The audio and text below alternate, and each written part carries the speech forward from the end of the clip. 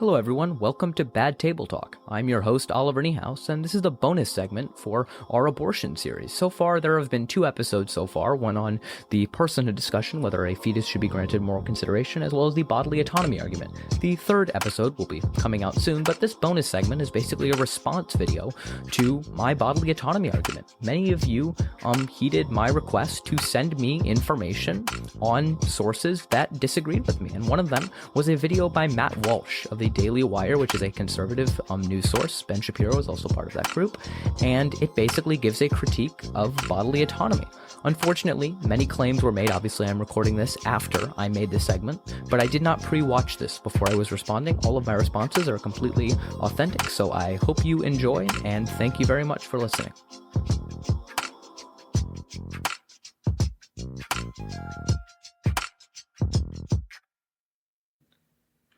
Hello, everyone. First off, thank you for watching. Thank you for your support over these past few weeks. I've been making podcasts, as I'm sure you're aware if you're on here, if you're on, whether you're seeing this on YouTube. I've been making podcasts. You can check it out on my channel as well. There are a bunch of podcasts here. But within my podcast series called Bad Table Talk, I have done a specific series, and it's I've done 2 out of 3 episodes so far, and it's on the topic of abortion. And at the end of each of my abortion segments, I basically say, hey, I'm open to hearing the other point. I'm always open to heaaring the other point on everything, but especially, a hot button topic is abortion. So, on my 2nd episode, which is on the bodily autonomy argument, people kept sending me this video. It was basically this critique of bodily autonomy by this guy named Matt Walsh, who works at the Daily Wire. Daily Wire was founded by Ben Shapiro. You're probably familiar with him. And he basically, Matt Walsh apparently lays out an argument. I have not watched this video. I don't watch any of the videos that people send me beforehand because I want my reactions to be authentic. I want to be able to respond in real time, have you guys see my points and what's going through my head as I'm watching someone make an opposing argument. So I'm going to respond to this video by Matt Walsh. It's titled, How to Destroy the Best Pro-Abortion Argument. So I am curious to see what he has to say here. I've heard it's a critique on bodily autonomy, and I'm very curious to hear this because I'm very, very, very much want a substantial critique of bodily autonomy because I have not really gotten one that is correct. So if he gives me one, I'd be more than happy to listen. So let's get into it. I'll be curious. Obviously, I will be stopping and pausing. This may be a longer video because it looks right here, this video is 28 minutes. So with pausing, that could be probably over an hour. So we'll see how it goes. I hope you stick it through. I hope you let me discuss how, at least how I respond to this. And I'm very much looking forward to this. So let's get into it. Let's drag this down. All right. Let's go. Oh, yeah, he's recording in his car. Kind of weird. All right. So I'm going to press play and we're off to the races. So here we go. Let's talk about bodily autonomy. Okay. All right. This is really the number one pro-abortion argument. This is the pro-abortion argument that pro-aborts think is irrefutable. I do think this one is irrefutable, yeah.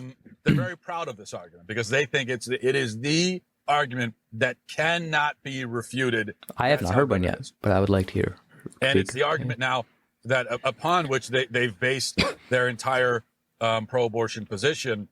Many pro-aborts have at this point really basically conceded or at least decided to move beyond the personhood debate. To an extent, so yeah. For a lot of pro-abortion people, they're not going to argue with you about when does personhood begin. I mean, I will, but I think that when does life begin? Is the fetus a human life? Is it a person? A lot of pro-abortion people will say, well... So it's really important to see what he just did there. What he did is he basically tried to equivocate the fact that the fetus is alive as a human life with it being a person. Basically saying these things are intertwined. Something that he's trying to do there, trying to get it into your mind that the personhood and being alive are the same thing. They're not. They are different things. One of the podcast segments, should the fetus be granted moral consideration from the moment of conception, talks about personhood. And that is a very contentious debate. And I will have that discussion. I much more enjoy the bodily autonomy argument because I think it is a very, very, very substantial critique of even if the fetus is given complete equal rights, it does not constitute taking away a woman's right to an abortion. I think too much right now. The entire abortion argument is surrounded around, is the fetus, deserving of moral consideration like you and I? If so, abortion is wrong. If not, then it should be legal. No, I think that it's more important to look at this. Okay, even if it is, what do bodily rights dictate? So I'm curious to see how he goes about this. I hope there's not too many straw mans or misrepresentations, but we'll see how this goes. Hey, well, that doesn't matter. Call the fetus whatever you want to call it. Life, not a life. Person, not a person. Doesn't matter. It doesn't matter what the fetus is. All that matters is my autonomy. Bodily autonomy. Right over my own body. Bodily autonomy. Make sure to clarify here. What you'll hear these days is that personhood begins whenever the mother decides. Nobody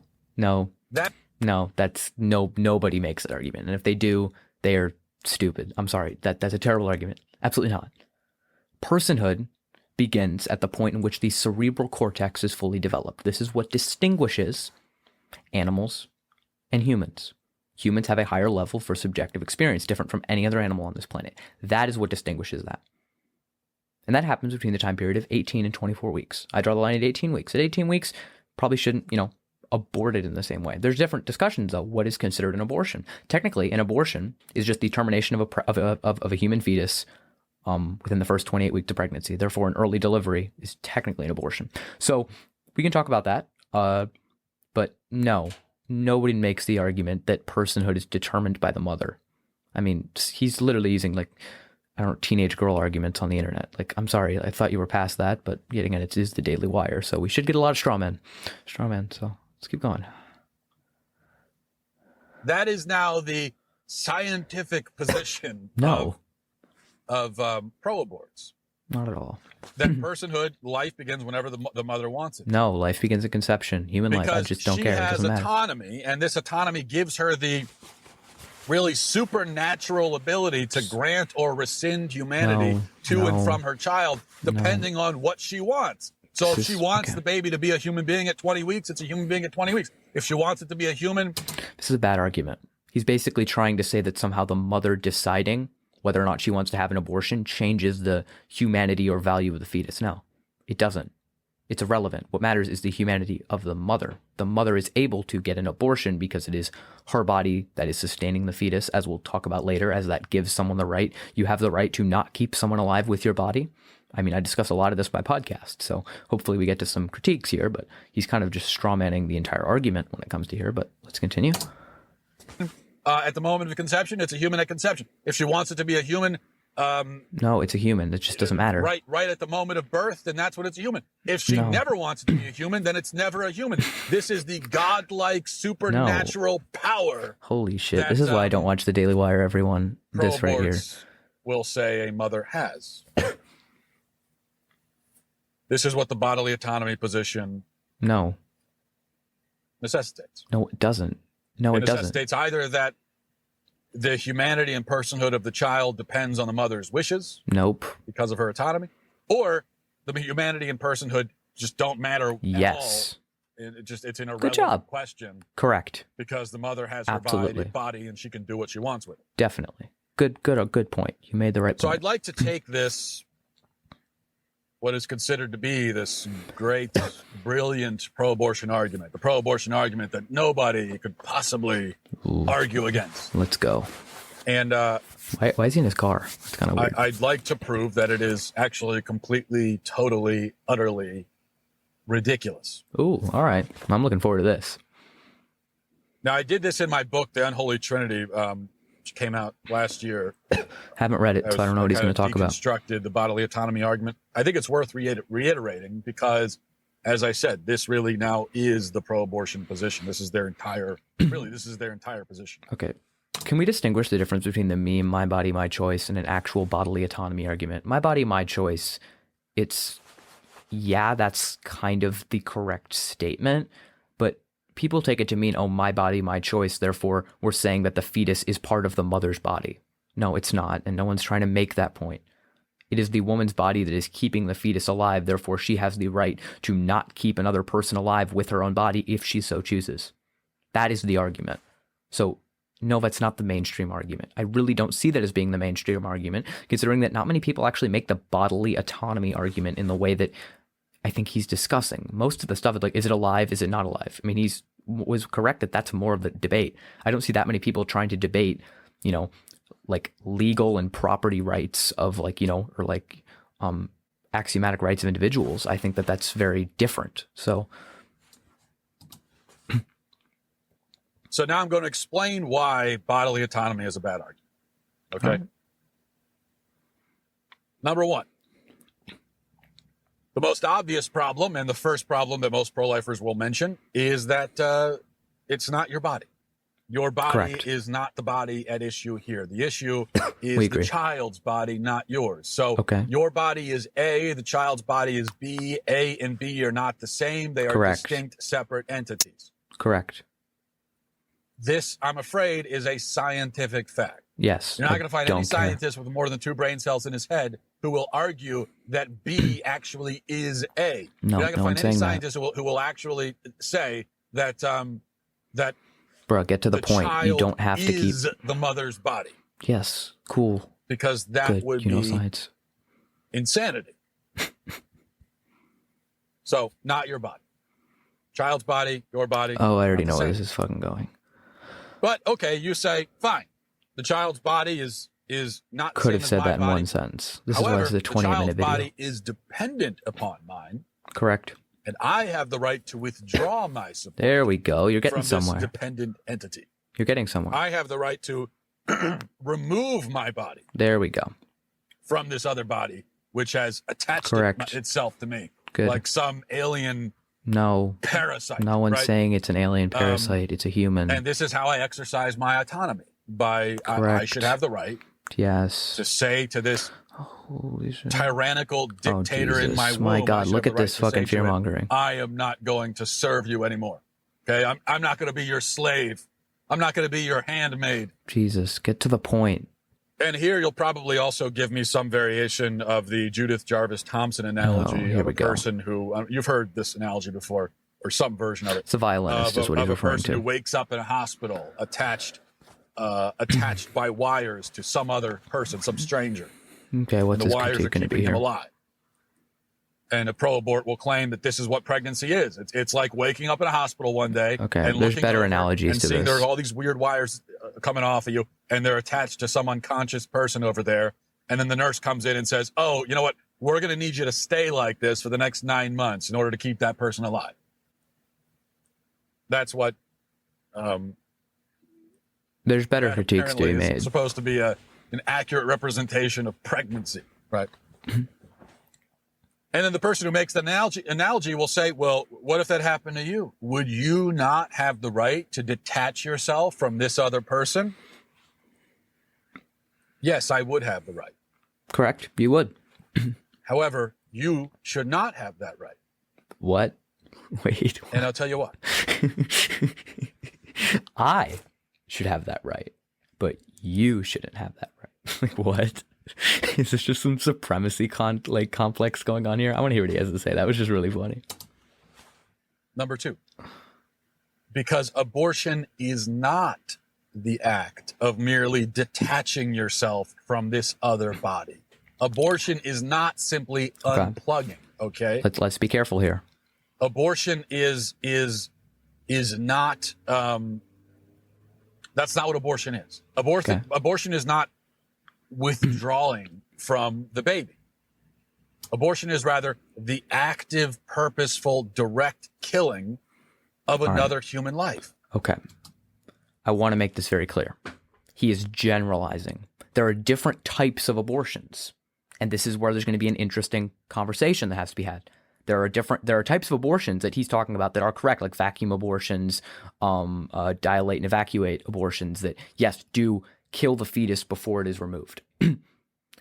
There are other abortions like hysterotomies and induced births, which is basically an induced abortion where they induce a pre-viable fetus and it comes out and therefore dies, the same way hysterotomy is a C-section, and then the fetus comes out and it might die. That is quite analogous to the removal or unplugging of the wire. I mean, you're literally unplugging from the mother by getting rid of the umbilical cord. Like, that is it. So here's my argument here. And this is why this is not a flaw in my argument at all. I'd be willing to concede that the types of arguments such as The types of abortions that do directly kill the fetus before removing it would be wrong if he'd be willing to concede that hysterotomies and induced abortions were not wrong, because they would be analogous. But he's not going to. He's not going to. He doesn't care. It doesn't matter. This is a moot point to him. Even those two are wrong. So it's not about the mere removal for him that's the problem. So he doesn't even care. The fact that some abortions are direct killings, or it kills the fetus before it is removed, rather than just the mere removal and then it's letting it die, it's not relevant to him. He doesn't care. He's just bringing it up to try to poke a hole, but he won't even accept the premise if we were to agree to it. So this is a moot point on his part. You see, even if I completely agreed with the bodily autonomy argument, which I don't, but even if I did, I still would oppose abortion. Bodily autonomy argument doesn't get you all the way to abortion. Because if the idea is that a woman has the right to detach herself from her baby, to extricate herself, it's quite literally a hysterotomy, to remove herself from this dependent life form, quite literally a hysterotomy, that would mean, yes, okay, we have to take the other life form out of her, right? Correct. It would not mean that we have to kill it, dude. Okay, before we take it out. So he's cool with hysterotomies. He's cool with hysterotomies and induced abortions, removing a fetus before it is viable intact. So he's cool with that. If he accepts that premise, which is weird, no one accepts that premise, but opposes other abortions. If that's the case, then sure, I'll concede that point. But he's not going to, because it doesn't matter to him. He's pointing out an irrelevant point. So let's keep going.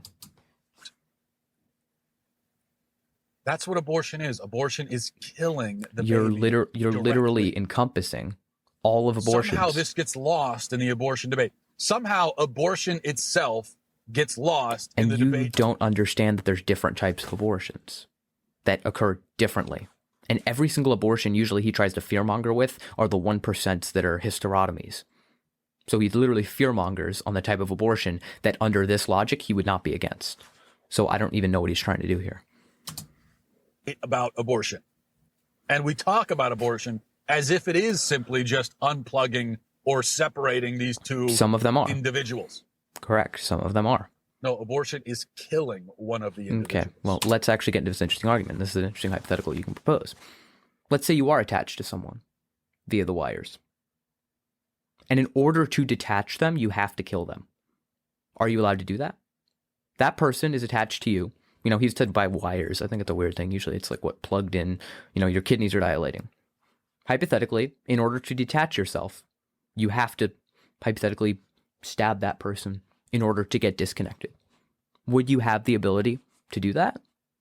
I mean, you'd think that he would say yes if someone is attached to you without your consent, which of course, you know, we'll probably get into the conversation about, you know, consenting to sex and pregnancy and all that. But if someone is attached to you, you have the right to kill them, to remove them.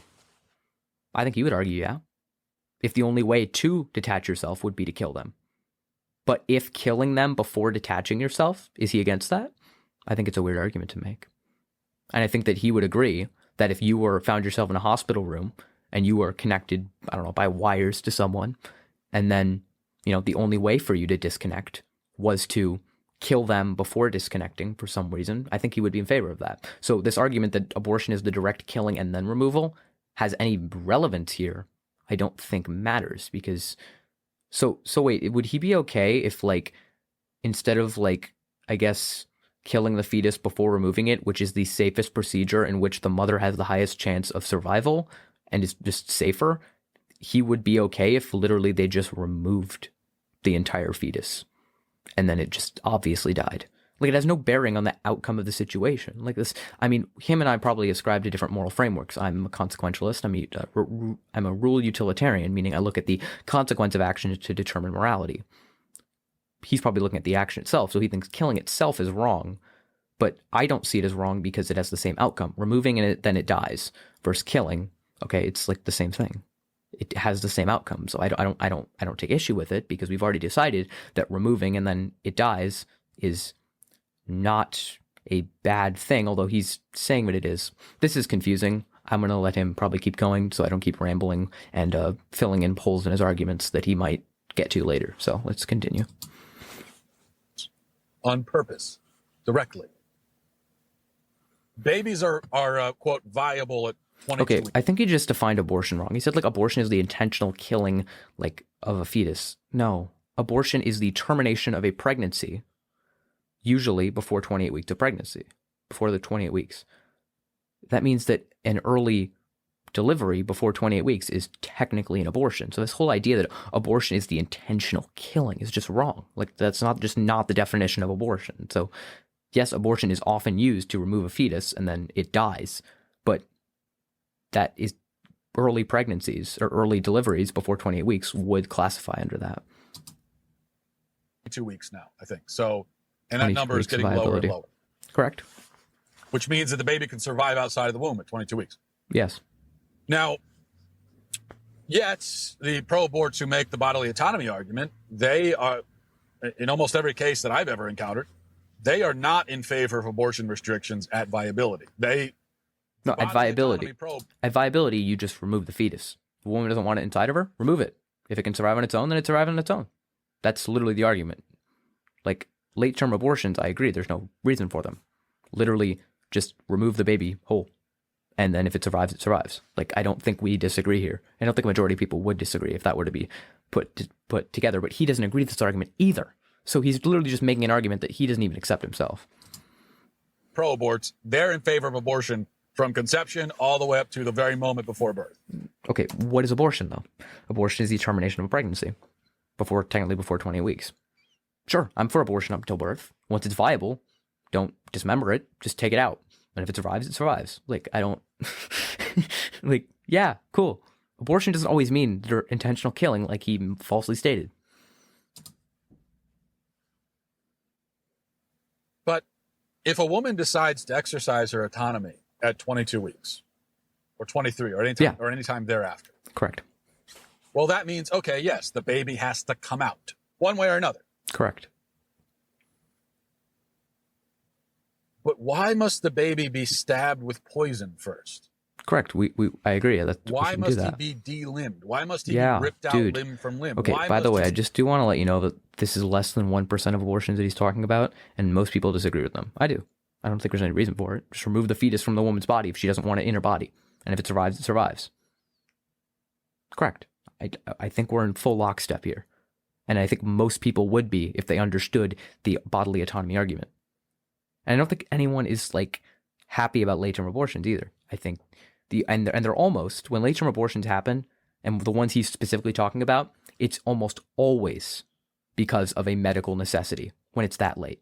You think women are just going 24, 25 plus weeks pregnant, like just waiting to have an abortion? No.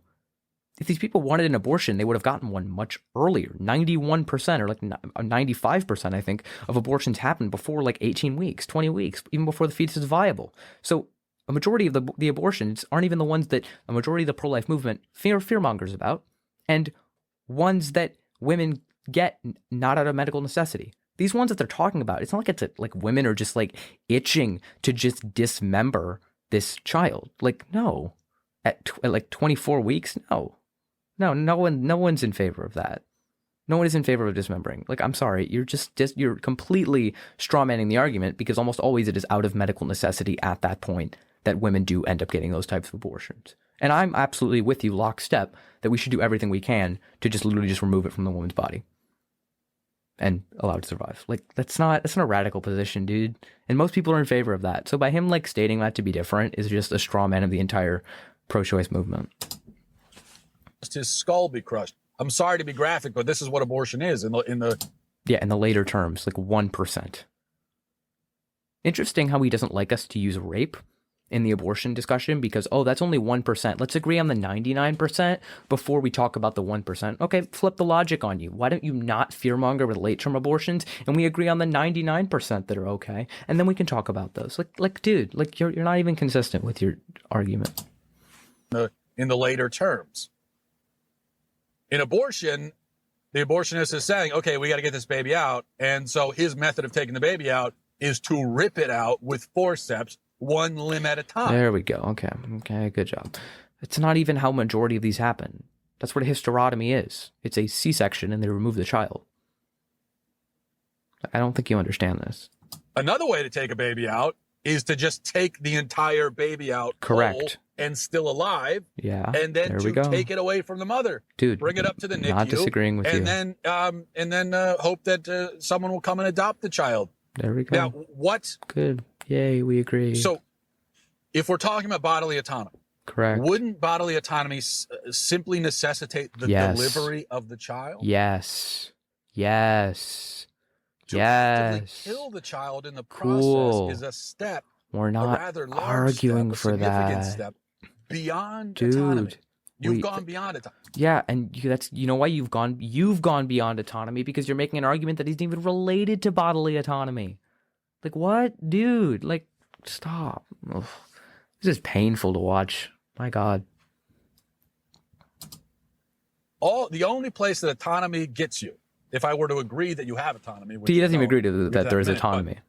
So that only gets you as far as, okay, get this baby out. Correct. That's all I'm advocating for, dude. Kill the baby is another step. Dude, and you're the only one who's arguing for that. Like, no one else is arguing for the dismemberment. Take the fetus out. Take the baby out. That's it. Autonomy whatsoever. Oh my God. Killing the baby is just pure murder. And technically it's not, because it's legal. You want to get technical? It's not murder. It's legal. At that point, it's legal. I don't think. Yeah, I disagree with that. We should just remove the baby whole and hope it survives. Like, yeah, we agree. I mean, sure, use the word murder all you want, but you don't get very far when you just use false legal terms. That's all it is. This is also, by the way, why the life of the mother arguments for abortion are completely bunk. Why? Why is that? We're told that sometimes it's necessary to get an abortion to save the mother's life. Yeah. It is never necessary. Are you kidding? Never. It is never, ever. Why don't you tell that to the millions of women who've over the years have died because they weren't able to get abortions, and an ectopic pregnancy developed and they died? Like, what is he talking about? Yeah. Sometimes you have to remove the fetus from the mother due to medical complications. That is technically an abortion. An abortion is not defined by your odd standard of being the intentional killing. That is not an abortion. It is the termination of a human fetus, usually before 28 weeks of pregnancy. Like, any delivery of that sort is an abortion. Like, I'm sorry, dude. That's literally what it is. Like, I don't. Ever necessary. Oh my God. To kill a child in order. It's not abortion. Like, what the to save a mother. Never. I say again. Have I said never enough? It's never. Anytime someone says life of the mother, please remind them that has never happened ever. You're okay. There has what? never been a life-saving abortion ever. Oh, here we go. This ever. is the whole fear-mongering thing, or the whole, stupid Republican talking point. There's no safe abortion because every abortion ends with a human life lost. Like, dude, congrats. It's such a dumb argument. Like, it's so dumb. Ever. Now, it could be the case sometimes that something catastrophically, some catastrophic thing happens in the course of a pregnancy. And now the baby has to come out in order to save the mother's life, and maybe even to save the baby's life. That's an abortion. That is a literal abortion. I think Republicans think that abortion is like the intentional killing. No, it is the removal. It is the removal or the termination of a pregnancy. What he just described is an abortion in the case of the life of the mother being in danger. What is he talking about? Like, this is the issue, is these people just don't even have any idea what terms are defined as. That it's this whole echo chamber of just abortion is the ungodly killing of people, and Antifa's involved, and any abortion that happens is because they're just radical climate change, like, I don't know, like movement. I don't know. Like, it's like stupid. It's like it's this defining terms what you want them to be instead of what they actually are. And this is the whole issue. He exactly just defined what an abortion in the case of the life of the mother being removing the fetus to save the mother's life. That's an abortion. I'm sorry. Like, it does happen. And so what do? You take the baby out. that's an abortion. But the extra step of killing the... It's not even part of an abortion. Like, that's literally not part of the abortion. No part of an abortion. Some abortions, you're correct, they kill the fetus before they take it out.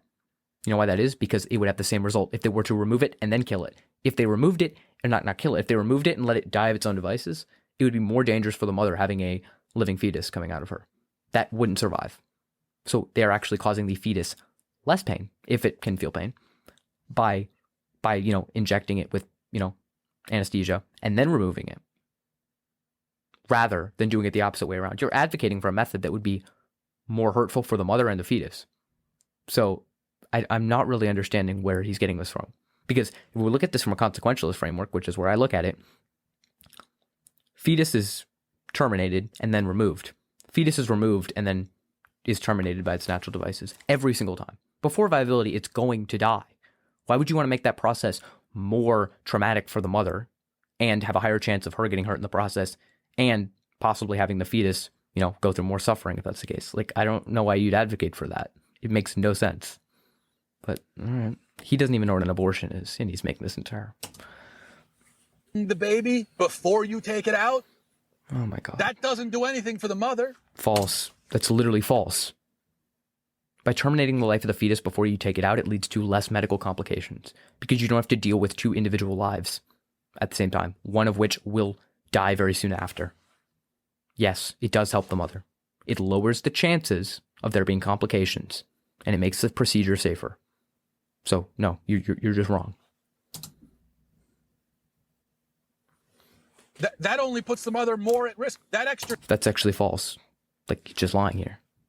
Is safer for the mother. Step of killing the baby first is an extra step. It's a dangerous extra step. He's literally just lying. Like, I'm sorry, you can look this up if you want. I'll be happy to link sources down below. It is safer when they terminate the fetus before it is removed from the mother because of possible medical complications that exist when you have a living fetus coming out of the mother. He's lying here. He's just not telling the truth. The safest thing would just be to take the baby out. Nope. Fact check. Nope. There's no medical reason why the baby has... Wow, he's literally digging himself in a hole. Yes, there's a medical reason. Yes, it is safer. And it lessens the risk of the mother having complications. You're just wrong. Like, literally. Maybe you should stop sitting in your car yelling at the camera and actually do some research. He has to die first.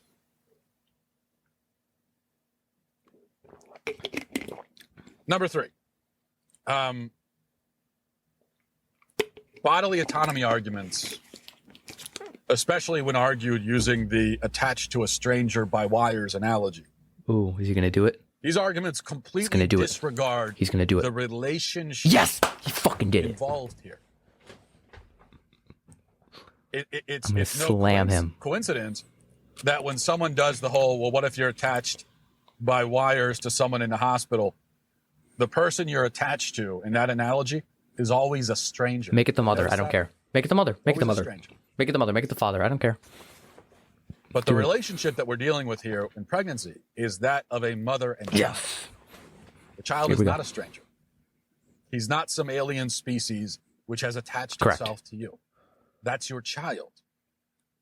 To claim autonomy is to claim that your status as the child's mother has no significance whatsoever and carries with it no special obligation. Is he going to say obligation? I don't know. Responsibilities. Responsibility. At all. But we all know that's not true. Yes, we know it's not true. But that is because there is a difference between a biological relationship and a custodial relationship. A biological relationship consists of the fact that your egg or your sperm was used in the creation of that child. A custodial relationship means you have custody over that child. Here's an example. Like, I literally went through this in my podcast. Like, this is, so I don't know why someone, actually this came from multiple people who sent me this as critiques, because I went over this, but I'm happy to go over it again. A biological relationship alone is not enough to constitute the fact that another person has a right to your body. If we're granting the fetus personhood, has a right to your body. Think about it this way. You, Matt Walsh, you're getting pretty freaky with a girl one night. Apparently she somehow collects some of your secretion, as weird as that sounds. She has it. She saves it without your knowledge. And without your knowledge, she goes off and has, in vitro fertilization, has a child that you are biologically related to. You have a biological relationship. Therefore, you would claim you have a biological parental obligation to. And then she has a child. Fun fact, you don't actually meet this child for like 45 years later. Oh, no. Well, you find out that this child, needs some sort of, blood transfusion, bone marrow transplant, whatever. Would you claim that you have to give it to them because you are their biological child, despite the fact that you didn't raise them, despite the fact you never even knew they existed for 45 years? Would you claim that they have a right to your body just because you are their biological parent? I assume the answer is no. And this actually extends even farther, because even parents who have a custodial relationship to their children, who've accepted that responsibility through the fact of having a child, even their children aren't entitled to their body. Think about this. Like, this is messed up. I'm not advocating for this. I'm advocating for the fact that a purely biological relationship, which is what the relationship between a mother and a fetus is, it is solely biological. The same way you and your child 45 years later would be purely biological because you've never interacted with them. I'm advocating that that is not enough to have them have a right to your body. Technically, even a custodial relationship is not enough for someone to have a right to your body. If, say, you have a child, you raise that child at the age of like 10 and they need a blood transfusion. Yeah, it'd be pretty messed up if you didn't give them a blood transfusion and they needed it. Like, come on now. Like, most people would do that for their children. But that's predicated on the fact that the relationship is custodial, not biological. What's more important? I mean, I have, what is it? I have a stepbrother.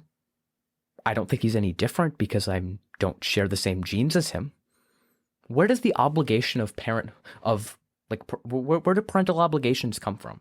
Do they really come from the fact that you're related to that person, or the fact that you are their guardian, you have custody over them? That's where these obligations come from. And I'm sure he's going to do this because everyone does it. And I made this explicitly clear in my podcast, that there is a difference between the two. And as soon as he starts bringing obligations, which I'm sure he's going to do because they always do it, obligations outside the womb, such as, paying taxes, like obligations to their children, it's predicated on the fact that the relationship is custodial. And if he were to have this child, this 45-year-old person, because they'd be 45 at that point, and I don't know how old he'd be, like 80, probably like 40, 30, I don't know, 70, something like that, come up, and say, hey, you have to give me, some of your blood, some of your organs, like one of your organs. Obviously he would say no, but it's his biological child. Well, maybe it's because he's had no custodial type of relationship. And maybe that's the important part of being a parent, is the fact that you have custody over your child. So, I don't know. Actually, I do know. I think this is a very, very, very, I guess, I think it's a very shallow argument to make. And it's not really considering what, what being a parent means. And it's not just you're related to your children. It's that you have a custodial relationship with them. And that's why, adoptive parents are, as legitimate as biological parents. It's not more. It's because you're raising a child is, in my opinion, and I don't know how you'd argue this, is more important than just the fact that it has your genes, that it's related to you biologically. I don't think a biological relationship means anything when it comes to that. And even in custodial relationships, the government cannot obligate you to donate any part of your body. So, bad argument. I don't think a purely biological relationship in particular, which is the relationship between a mother and a fetus, has any bearing. So, let's continue. Nobody actually believes that. Nobody. Society couldn't function if we all actually believe that. Do we not require by law that parents make all sorts of sacrifices, custodial relationship, do all sorts of custodial relationship, that they're not required to do for strangers? Custodial relationship. We say to parents, if this was what was it called? Would he have the same obligations to that 45-year-old child that he never met, but was made with his sperm, would he have those same obligations legally? He wouldn't, actually, because that child would be under the custody of someone else. The child would actually be a full-fledged adult. We can make that child like 10. Say he finds out 10 years later. Never had that. No, he wouldn't. And even if it was, he wouldn't. This is the issue. He's bringing up other obligations to try to discredit bodily autonomy. Bodily autonomy is not saying that you are not obligated to do anything.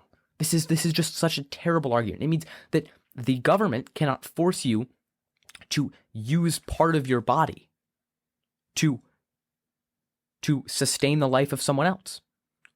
This is the difference. He'll probably bring up taxes or something. Okay, there could be financial incentives. You can be obligated to pay taxes towards scientific research, but never will you be required to donate bone marrow or tissue to that same scientific research, because we realize there is a difference between a financial obligation and a bodily obligation. The latter doesn't exist, actually. In no case can the government force you to use your body to sustain the life of another person, ever. Even if you cause that person to be dependent on you, even if they are your child, and even if it was completely your fault that they're dependent on you. Even if that's true, the government can't force you to use your body to sustain them.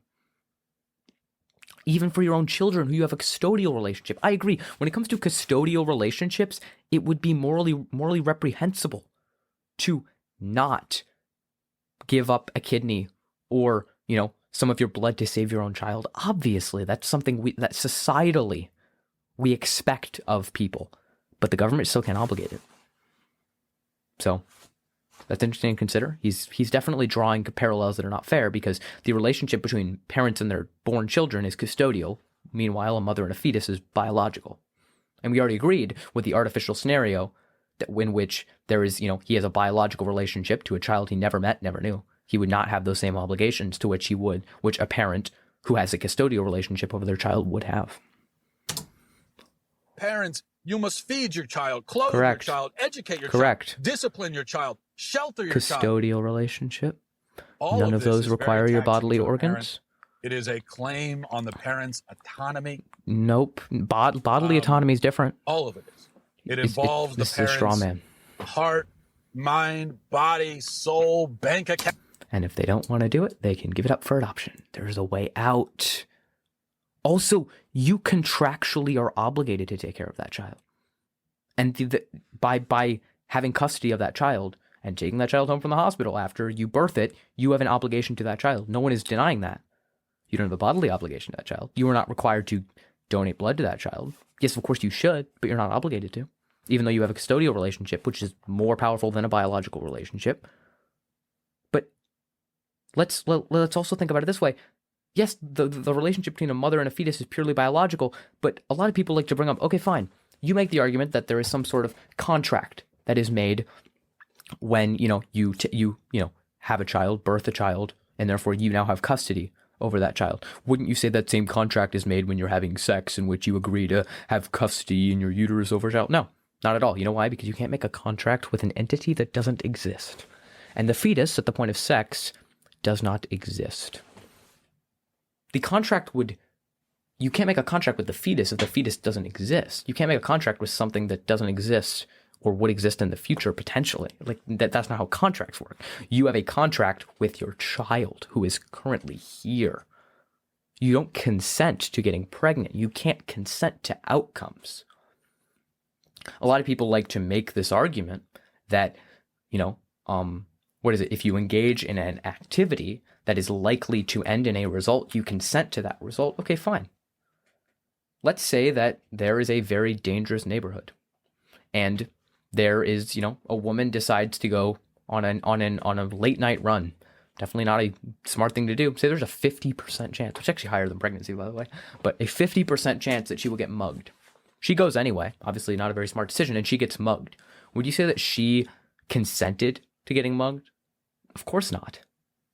Because you can't consent to outcomes, external variables that have nothing to do with you, even if you engaged in that action. So this argument immediately falls apart. Here's a really another important thing to distinguish and make a claim here is when we're discussing this idea of engaging in an action, and I don't know if he's going to bring this up, but I think it's important because I actually did not include this in my podcast, and I thought it was a really good point that I missed, and it was, okay, a lot of people like to say, well, you engaged in an action that caused someone to be dependent on you. Yes, but that person wouldn't exist without you in the first place. Think about it this way. Let's say that you go out to lunch with someone and then suddenly, they're eating a little too fast or something, and they begin to choke. And as the good person you are, you do the Heimlich maneuver on them, and they, end up surviving. Would you therefore then be obligated to donate part of your body to them because they wouldn't exist without you, and you engaged in an activity that kept them alive or sustained their life? Then therefore, do you have an obligation to continue to sustain them? Of course not. Let's say that there's a homeless person and you decide to give that person a hamburger or something. You buy them food. Are you now contractually obligated to continue providing them food because at one point you did? Of course not. And a mother is not required to continue to provide her body for a fetus just because at one point she agreed to do so. So that argument falls apart there. Account what the law says to parents of He's still born on children is that born yes, children. You must Custodial invest relationship. your entire being into this person. Or you can give them up for adoption. No, it's not. You have your bodily autonomy is not gone.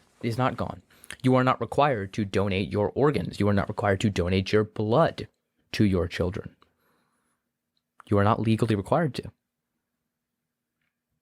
This is a really good thing to bring up, and obviously Matt Walsh will not agree to this. One, because it involves a man's body, and as soon as you start talking about regulating men's bodies, this conversation gets very different, which is why I often like to say that if men could get pregnant, abortions would be available at Jiffy Lube, because honestly, abortion would not be a debate if men could get pregnant.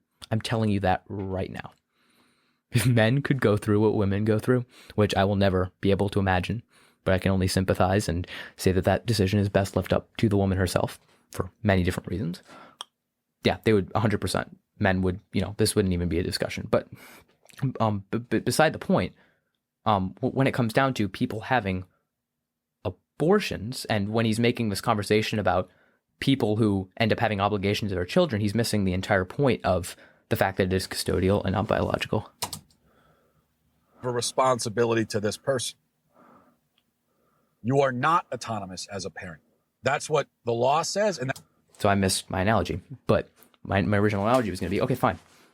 Let's say you are the father and a mother, and then you're obviously married to the mother. You impregnate the mother. She gives birth to a child. Oh no! Suddenly, immediately, that child needs a blood transfusion or something, and you as the father are the only match.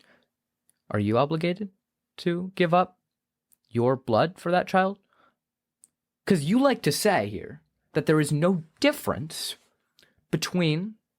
You like to say that there's no difference between a fetus at conception, especially a fully formed baby inside the mother's womb, and when it's outside the womb. You say that they have the same moral value.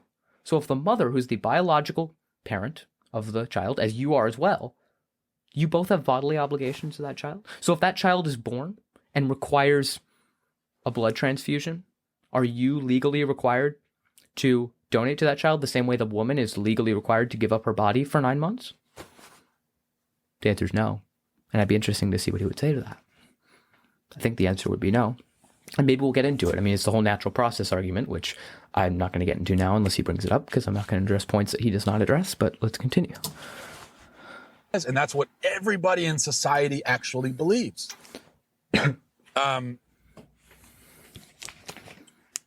Now, if you have a child and you decide you're going to neglect your child, you're not going to feed it.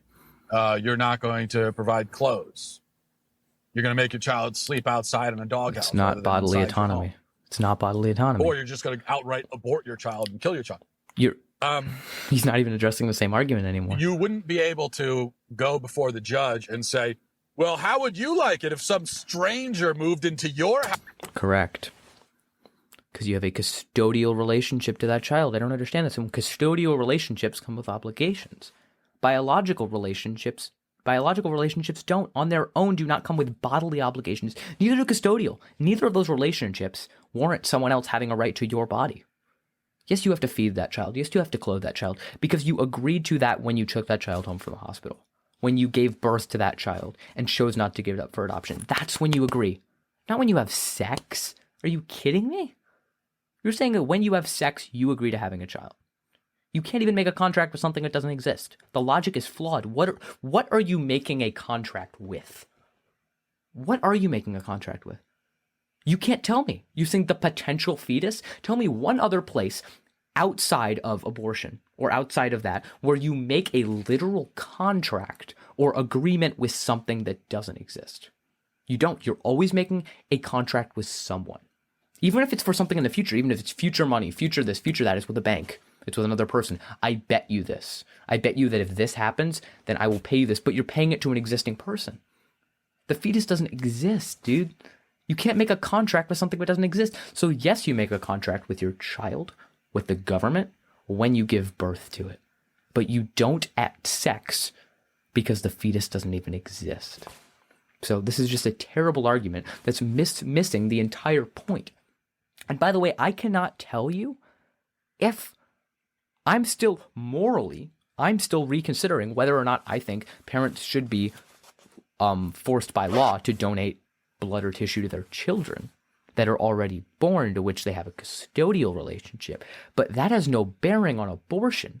Because if you want to say that a woman is obligated to provide for her or to sustain her unborn child, you would also have to argue that you, in our previous scenario, who is now almost 70 and has a 45-year-old child you never met, would also be required to sustain your biological child, because both of them are purely biological relationships.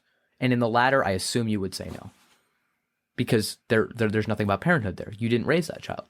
Do you still have bodily obligations to it because you're biologically related? No, you don't. And you would agree to that. So let's continue. Your house and demanded food. Well, I wouldn't like it at all. I admit that. If some stranger barged into my home and... What if hypothetically that stranger was that 45-year-old child I mentioned to which you have a biological relationship? Change the situation? I don't think it does. I don't think the fact that you're biologically related to that person gives them a right to your property, your body. But this is even different because we're talking about bodily autonomy. We're talking about your body specifically. That person doesn't have a right to your organs. That person doesn't have a right to your body. Dude, you're just misrepresenting the entire argument. And I know if I proposed this to you, you would say that that 45-year-old biological child of yours does not have a right to your food. They don't. Because parenthood is predicated on the custodial nature. So... home and said, give me food. I wouldn't be a fan of that. But that's not a stranger. That's your child. Biological. You have a responsibility to him. Well, so apparently he has a responsibility to this child that he's never met, that is biologically his, that he never knew he had, in order to keep this logic sound. You have a responsibility to him that nobody else has. Nobody else has. Interesting. So you say that you have more of a responsibility to that biological child of yours than the custodial guardians of that child? Let's hypothetically bring the age down from 45 because 45 makes them a legal adult. Let's bring it down to 10. 10. Obviously, at this point, they have adoptive parents. Do you have more responsibility than the adoptive parents because you're their biological parent? The answer is no. They obviously have more. They're the one who's feeding, clothing, caring for, everything you're talking about. That's not because of the biological parents. It's because they have a custodial relationship. And you equivocating the two is missing the entire point. You have a special and unique responsibility No, to you don't. your own children. Not only biologically. Sorry if you don't like it, but that's just the fact of the matter. No. So I ask you, if we require by law that parents care for their children, We do. provide for their children, see to their children's every need, or else at least Custodial make arrangements relationship. for someone else to do all Yes, make that. arrangements for someone else to. What happens at birth that suddenly creates this duty, and why does it not exist? You become a custodial guardian of that child. Once it exits your body, you become the custodial guardian. You have custody over that child. That's why. That's why. That's what changes. And I'm not saying that we should intentionally kill the fetus before removing it if it is possible to survive on its own. Absolutely. Take it out. And guess what? As soon as that child comes out, the mother does have an obligation to that child. But not beforehand. Not beforehand, because none of the actions that she engaged in could have been made into a contract, because you can't make a contract with something that you don't agree to. And you cannot consent to outcomes. You can't consent to getting pregnant. You can consent to having sex. Same way you can consent to going on a run, but you don't consent to getting mugged. The same way you can consent to go out with friends, but you don't consent to being raped. How weird would that be? Well, let's think about this. If a woman goes to a party and she gets absolutely blackout drunk and then is raped, would you say she consented to getting raped because she engaged in an action that had a probability in which that would occur? Of course not. Do you see how flawed this logic is? You can't consent to outcomes that you have no control over. You don't consent to pregnancy. Because one, you also can't consent to entities that don't exist. You can't consent to caring for a child that doesn't exist at the point in which you make that decision. And when it is born, you have made that decision. So. Exist a second beforehand. All I'm saying is, again, we all agree that parents of born children Yes. are not responsibilities. They have to find some draining. You say that to the parent because This is not my internet. that's I don't your think. child. You are responsible to it. That's what it means to be living in a civilized society. I don't know what's going So on. and apply it to the. And Oh, so, shoot. if a boy I don't know what's going on. Sorry, it might be my software because I'm running this on my laptop. cancer treated, cancer is a corruption of nature. Oh, Jesus. We went to It's cancer? nature. Okay, so sorry, I don't, maybe I'll try to replay that. Let me see. I have plenty of, it shows that I'm, like, I look, and my internet's loaded. And apply it to the. And so. It's probably because he's in his car. It didn't record right. All right. Well, is he something about cancer? Nature. It's nature treated. Cancer is a corruption of nature. It's nature gone wrong. Wait a second. Okay. This is an interesting argument. He's getting into the natural process argument. You've agreed that it's natural. You've agreed that that's natural, but there's an issue here, and I already addressed this in my podcast. Do you think, therefore, that so hypothetically, and I already made this in my podcast, so I don't think this is a valid critique if someone sent this to me. If a woman is artificially inseminated without her knowledge, think of Jane the Virgin if you've seen that show. I haven't, but I know that's kind of what happens. Would you say that she is obligated to carry that fetus to term? It's not her fetus, and the process wasn't natural. I assume you would still say that that woman should still have to carry the fetus to term. So it doesn't matter if the unnatural nature of the process wasn't. Same way organ donation would be unnatural. Artificially inseminating a woman is unnatural, but you'd still say that they have an obligation to that child. So there's nothing about the natural process argument that works. Also, he's making an arbitrary statement saying it's nature gone wrong. How do you get to declare what naturally happens that is wrong? There are many natural processes. How do we get to determine whether they are right or wrong? Like, I don't understand this. A baby in the womb is that's nature working exactly as nature has to work in order for the species to be propagated. Okay. Hurricanes are natural elements responding with each other. Wind movements moving along. Would you say hurricanes are nature corrupted, would you say? How about large rainstorms? Are those natures going wrong? Would we tell people not to evacuate in a hurricane because it is a natural process? Of course not, because the naturalness of a process has no relevance to how we act. So I don't understand this argument. at all.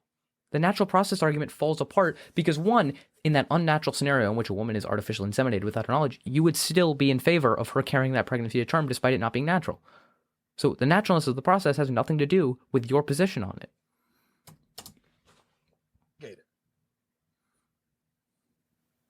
So the baby really is not the one violating you. I guess nature is violating you here.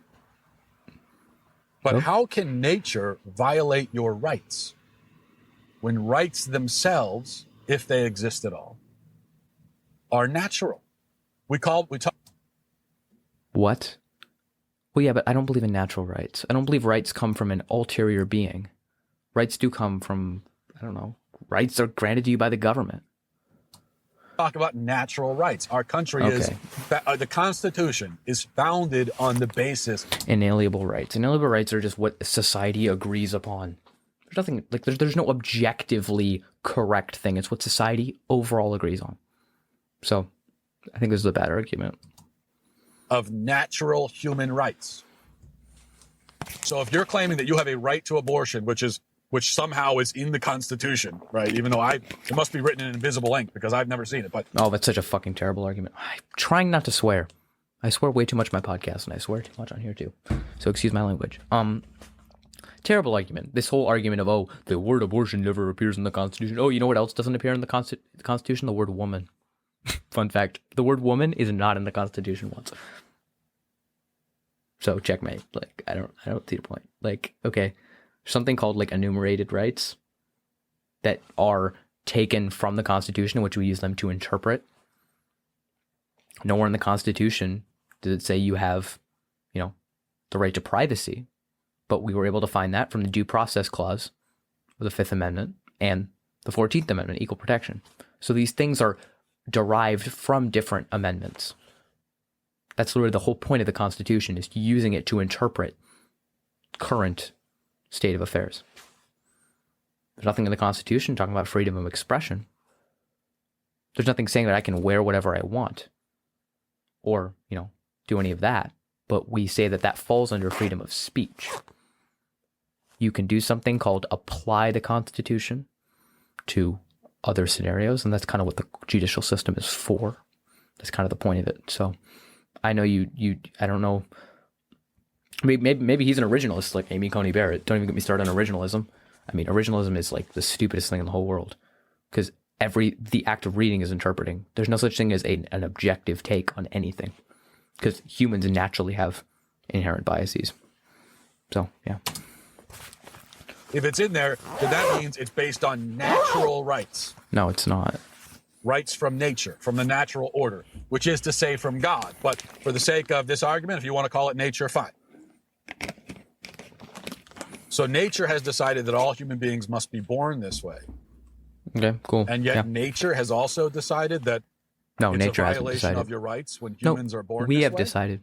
We have decided. How does it?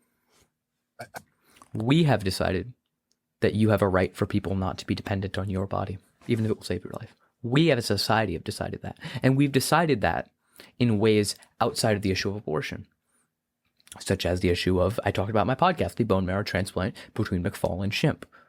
We have agreed as a society, there is precedent surrounding that. I'm not saying that a woman has a natural right to an abortion. I'm saying that we as a society have agreed to the tenet of not requiring you to use your body to sustain the life of someone else. So if you want to overturn abortion, then we as a society have to agree that, one, family members should be required by law to donate their organs, tissues, other things to their children. Parents should. Mother and father. Gets a little interesting when you throw a man in there, right? They should be required to do that. Also, long-lost parents of foster children who've never met have to do the same thing because it's a biological relationship. If both of those things are true and we make those laws, then you can have a conversation about abortion possibly and this argument not working. But right now, under our legal framework and under something you agree to, that those things do not exist. So you're not being consistent here. My argument is that not that a woman has a natural right, but she has a right under our current legal structure to get an abortion. I'm making a legal argument based off of what we currently have set as precedent in our judicial system. That's the argument I'm making. I'm arguing consistency. I'm arguing that in every other aspect of our lives, we don't require people to use their bodies to sustain other people, even if they agree to it for a period of time, even if they put them in that position. We agree that that's not what happens. So for you to bring this up, like, no, there's not natural rights. It's what we as a society agree on. So be consistent here. And you're not consistent. So, I don't know. I don't understand. How could you have a natural right I've already agreed to usurp and destroy this natural and good and healthy process? Good and healthy are subjective. Both of those things be from nature?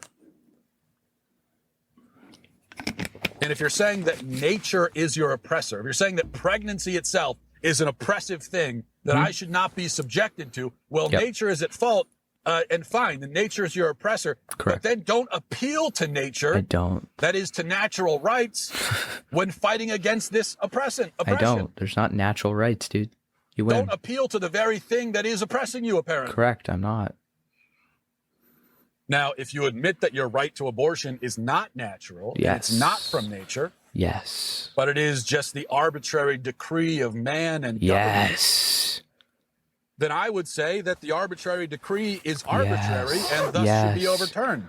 Wait. And if you believe that rights do not come from nature, and as we've already said, for abortion to work, for the bodily autonomy argument to work, you have to admit that this right is not from nature, because pregnancy is from nature. So, so where does the right come from? Well, it comes from the government then, I guess, in that case. But then you couldn't very well complain when the government overturns that right or restricts abortion. So this is why I can, because the government is not being consistent. Because we as a society have deemed that no one has a right to your body. If the government decides that family members, anyone who has a biological relationship, is required by law to donate their organs, their tissue, anything, or bodily functions to another family member by law, and through a biological relationship. If there is not a law on the books that says that a child that is abused by their parents for years and finally is not in custody with from their parents anymore, is required to donate to their father when he's dying after he maybe raped and abused her for years, don't come and talk to me about abortion, because you agree that would never happen. You agree that people are not obligated to share their bodies for even their own family members. You would agree that you, as a biological parent who's never met their child and didn't know they exist, would not have a biological obligation. Once those things exist, then we can talk about abortion. I'm talking about consistency. You're not consistent. You don't actually believe people have a right to their other family members' bodies. No one does. So this argument of abortion, I'm talking about consistency, and you're not being consistent. Can you? Iowa just passed very restrictive abortion laws. You can't complain about that if you think that rights come from government.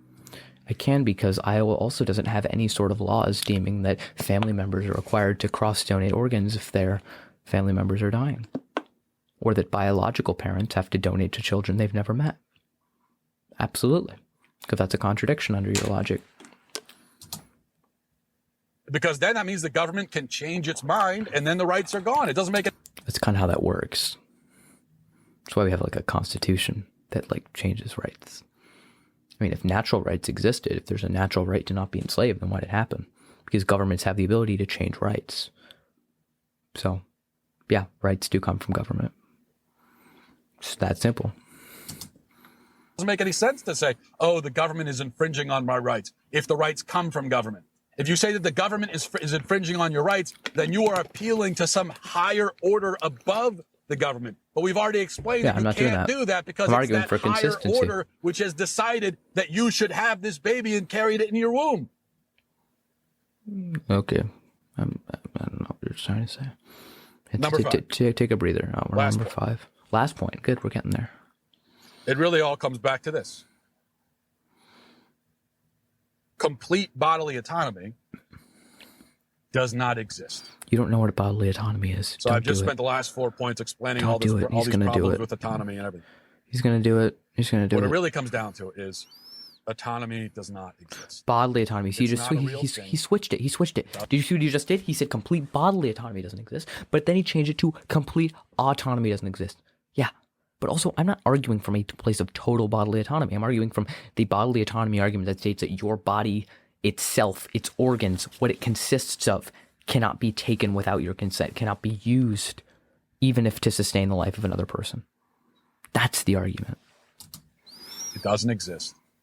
You are not autonomous. Correct. And you never will be. Human beings are not autonomous creatures. Yes, we are we're not these entirely sovereign, independent entities with no duty or responsibility at all. Oh my God. Do you see how much he strawmans this entire argument? I'm talking about specifically a woman not having to use her body to sustain the life of a child to which she only has a biological relationship to. And get this, if it's the in vitro fertilization, she doesn't have a biological relationship to. I would love to hear an argument from a pro-lifer on why a woman who goes through in vitro fertilization without her knowledge, hypothetically, would be morally obligated to carry that fetus to term. I would be very curious to hear that argument. But I'm not even arguing for that. The all the bodily autonomy argument states is that anyone is not required to use their body itself, donate part of their body to save the life of someone else. I'm not saying you don't have obligations to your children. I'm not saying you don't have to pay taxes or do any of that, but none of that is literally taking part of your body. Here's an example. How much could I pay you for your heart? How much could I pay you? None, right?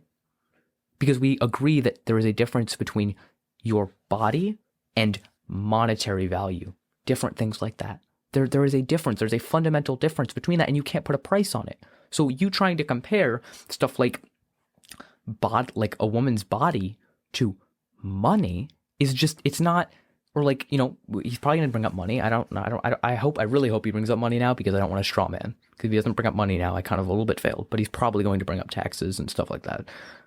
But yeah, you're not. You're misrepresenting the entire argument. Bodily autonomy is just that you don't have to use specifically your bodily organs, bodily functions to sustain the life of another person. That's all it states. Fellow man or our families.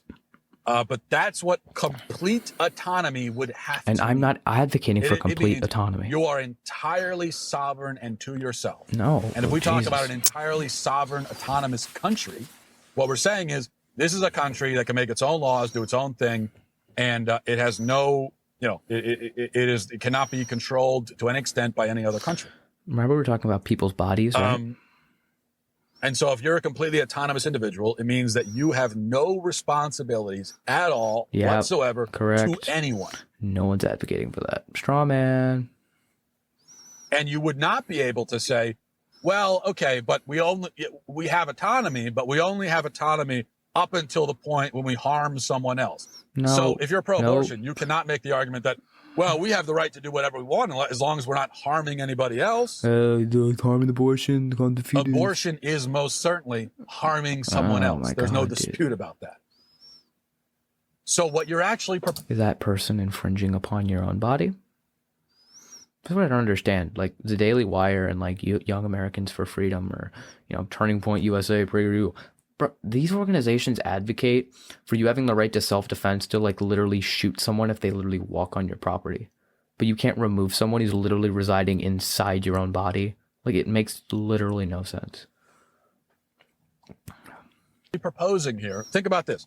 You're proposing an autonomy that does allow you to harm other people. You're proposing... Yes, if that person is directly infringing upon you. And you're not even technically harming them. You are removing them from your assistance, which you even agree to. And you're gonna and this circles back to well, some abortions directly kill the fetus and then remove it. Fine.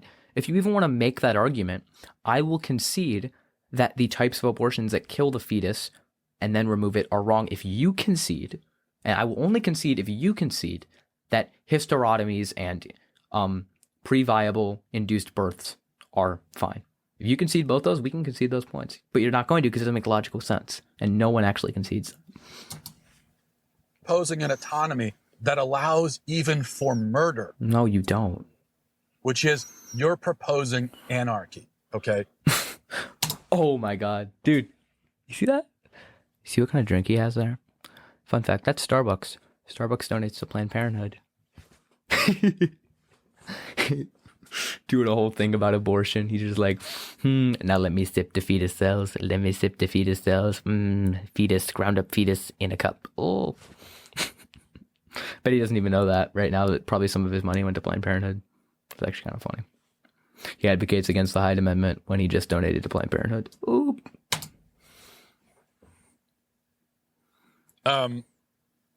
You're proposing that we are so autonomous, so sovereign, so free from any social responsibilities at all. It's literally not what I'm advocating we can even kill other people. No, because abortion isn't killing, and this is the issue we have here. Abortion is relinquishing your body from sustaining the life of another human. And if you want to argue that those specific abortions are not, fine, but you're never going to concede that hysterotomy, which is quite literally that, is okay with you. So it doesn't matter the process of abortion. And you're going to keep making this false equivalency between actively killing and letting die, which are two very different things. And we can justify it based on the fact that this is me doing what I want to do. Why did I kill my neighbor? Because I wanted to kill my neighbor. Was your neighbor infringing upon your bodily rights? If your neighbor came into your house without your knowledge in the middle of the night, would you have the right to kill them? If your neighbor was in your house, hypothetically, let's say your neighbor was in your house and you asked them to leave and they didn't leave, would you have a right to remove them? I would say you have a right to remove them. What if hypothetically by removing them, they would die? Would you have a right to remove them? You would have a right to remove them. This gets into the whole evictionism argument, which I don't usually use. But yeah, absolutely you have a right to remove that person from your property, from your house. So yeah, you can't actively kill their neighbor. You would not be the aggressor there. You are simply relinquishing your support for them.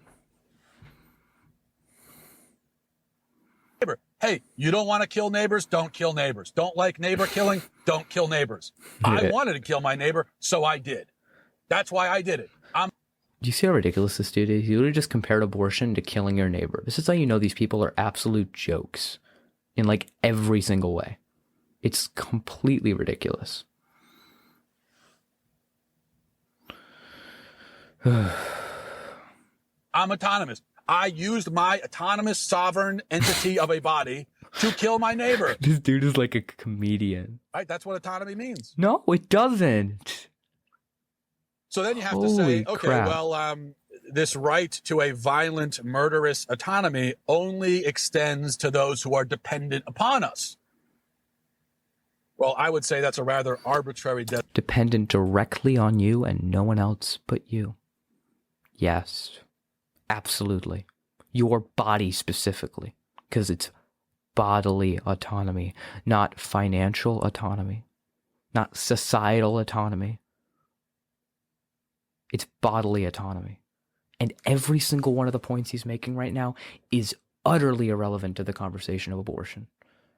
None of this has anything to do with abortion at all, because none of it is talking about a person literally sucking fluid out of your body.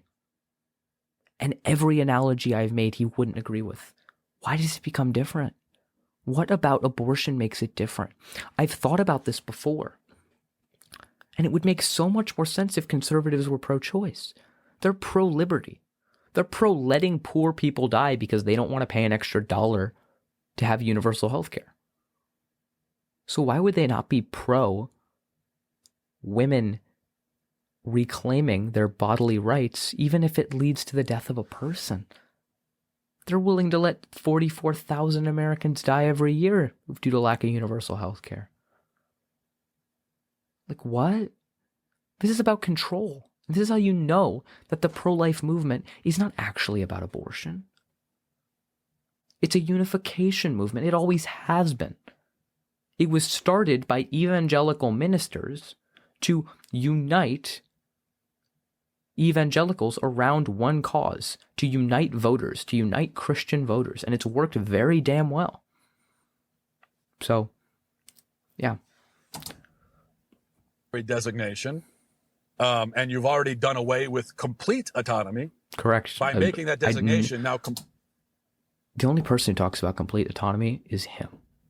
That's literally it. That's the only person who's advocating for complete autonomy. Complete autonomy is out the window. It's gone. But fine. In that case, well, that means certainly, as I've already covered, parents with children of any age up until 18. Are they literally reliant on your organs, on your blood? No. No, they're not. And if they were, you wouldn't be required to donate to them. Whoa, it's almost like the argument still stands. Like, what is he doing here? Like, this is such an odd argument to be making. Can do as they please to their children. They can decline to feed them, clothe them, shelter them, and they can even murder them. If the principle established in the womb holds, which it must for autonomy.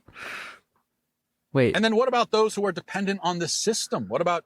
Oh my God, he's going to go into the system thing. First, yes, the principle in the womb does hold.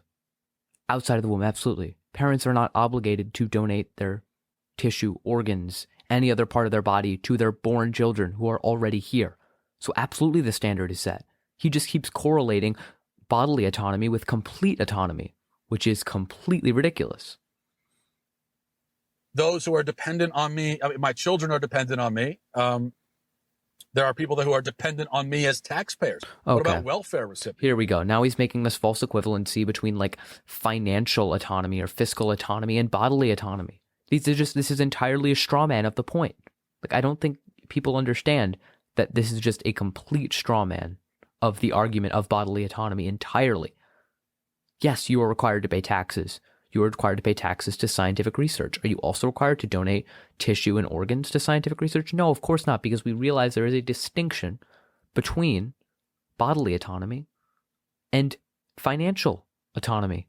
Financial autonomy obviously doesn't exist. Here's an example of how finances and your own body are different. How much could I pay you? How much could I pay you for your heart? Like, how much would your heart be? The answer would be none, because you can't survive without your heart. You can't put a price on bodily organs and functions in someone's body itself. Therefore, you're putting a price on human life, human persons, which I don't think you can do. So it's just a complete false equivalency. He's going to go into this whole thing on welfare, which is absolutely ridiculous. Well, again, complete autonomy would mean that I can certainly withdraw my money from them. This is a joke. Anytime I want, because I'm autonomous. No. I mean, if I don't even have responsibility to my child, how could I possibly have responsibility to this?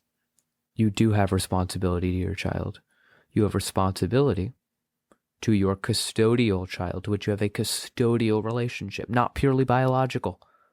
You do not have a purely biological obligation to anyone, because otherwise you would agree that your child, who was artificially, or your wife apparently would have been, or not your wife, whoever ended up taking your sperm and ended up making a child via in vitro fertilization, then therefore you would have a bodily obligation to them, which is ridiculous to consider, because things are predicated on the custodial nature of the relationship.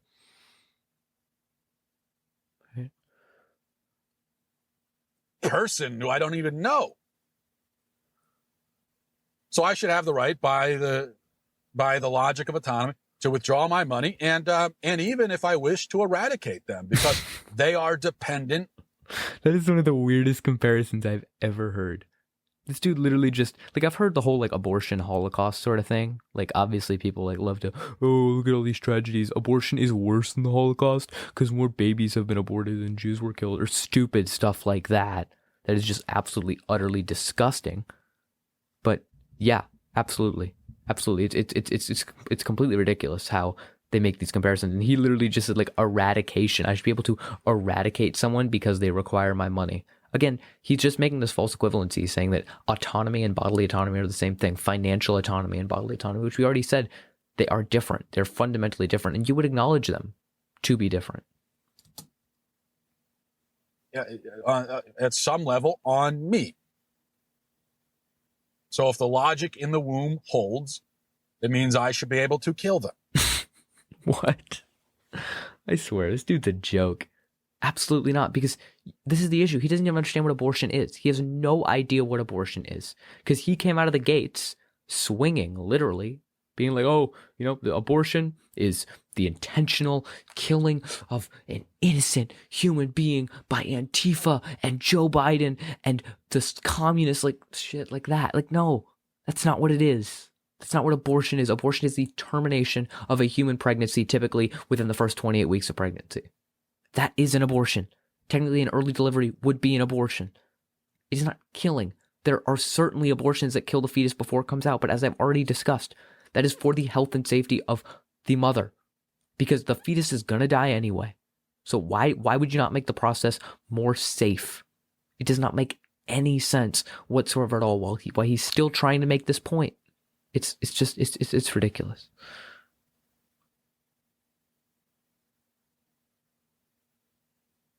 So we see that bodily autonomy gives us the right to do whatever we want to anyone. Partial bodily autonomy gives us the right to at least... Oh my God. Did he literally just say complete bodily autonomy means you get to do whatever you want to anyone? No, it means that others cannot use your body against your will.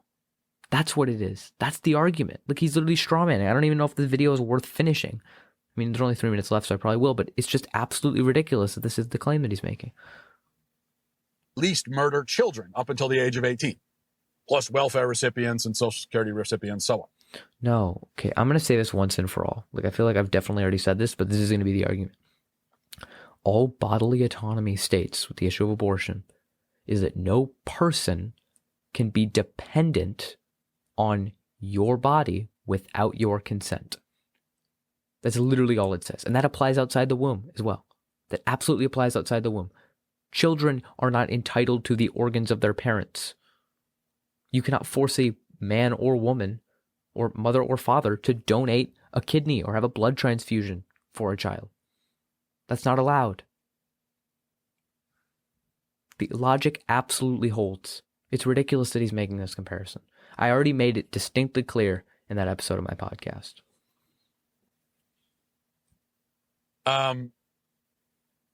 Now, partial autonomy may preclude the mass murder of those on entitlements, but it still very clearly gives me the abortive authority over any dependent child of mine at any age. This is ridiculous. So what sort of autonomy is the kind of autonomy where you're forced to provide for folks on welfare and food stamps and... Bodily autonomy. Are you forced to provide your kidneys, your liver, your heart, your blood to the welfare recipients? No. Because there's a difference between financial autonomy and bodily autonomy. Like, this is just going in circles at this point. And Social Security, and you're forced to provide for your own kids up until the age of 18, but you can still murder them in the womb. Okay, well, here's just with his old rhetoric. Murder, murder's a legal term, my guy. Murder is unlawful killing. And for many abortion procedures, it's not even killing the fetus before it's removed and is legal. So it's not murder. Shut up. What is that? I mean, that ain't complete autonomy. That's not even anywhere close to complete autonomy. Because I'm not even advocating for that. Partial.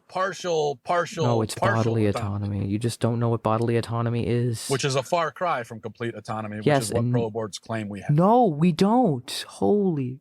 And when you get to the point where you're claiming partial, I'm not. conditional, temporary autonomy, Absolutely not what I'm advocating which for. during this period of time gives you the right to do whatever you want to this specific other person, This is up ridiculous. to and including crushing their skulls and killing them. Okay, there you go. One, those make up far less than 1% of abortions. Two, they're almost always out of medical necessity. And three, very few people actually advocate for that. Because at that point, yes, just remove it from the woman. Literally remove it. Yes, we agree. Let's continue. When we're talking about that sort of autonomy, it becomes clear that, well, actually, autonomy doesn't exist. Yes, complete autonomy doesn't exist. That's not autonomy at all. I don't know what that is. I do know what it is. It's murder. That's all that is. Keep it. That's not autonomy. It's got nothing to do with autonomy. The logic of autonomy is not involved here whatsoever. it starts to seem that you're just using autonomy as an excuse. No, you just don't know what autonomy is. You have no idea what autonomy is. You have no idea what bodily autonomy is. Funny how that works. Autonomy. Yeah, funny how literally you misrepresented every single point. So that's the 5-step process for deconstructing the autonomy argument. You didn't deconstruct it. I'm sorry. You literally didn't. You just straw man the entire time. So now everyone can stop using it. Yeah, okay, definitely. We're going to stop using the argument. If only it really worked that way. Well, all right. I'll leave it there. Thanks everybody for watching. Thanks for listening, and Godspeed. All right. Well, that was a train wreck. All right. Well, let's debrief, I guess. Probably not too long, but I mean, what can you really say? I mean, it's how it goes. I mean, what really is there to say involving this? I thought it was interesting to hear his perspective on the issue of bodily autonomy, but he just doesn't know what it is. He does not know what bodily autonomy is. He's falsely conflating bodily autonomy with complete autonomy, which is not a thing. There is not complete autonomy, and no one is saying there is complete autonomy. No one is making the claim of complete autonomy.